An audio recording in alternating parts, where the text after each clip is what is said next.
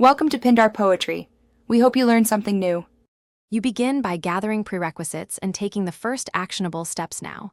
You confirm which files and streams must be captured, then create a simple folder or bucket named by date. Once done, set file format and naming conventions so automated tools recognize them. You configure write permissions and a lightweight script or sync tool to push data immediately. Make sure to test with a small sample, because early validation prevents silent failures and saves hours later.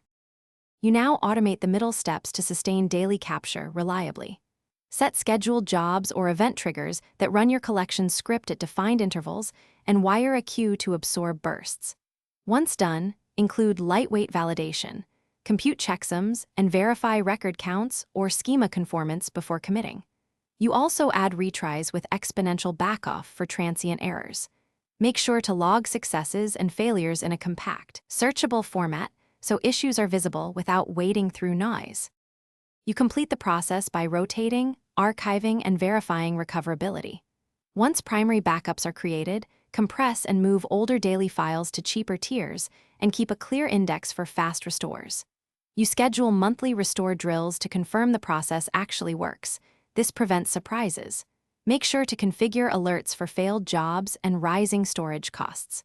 If things go wrong, run the restore drill immediately. Check logs for the last successful commit and rerun ingestion from the queued snapshot.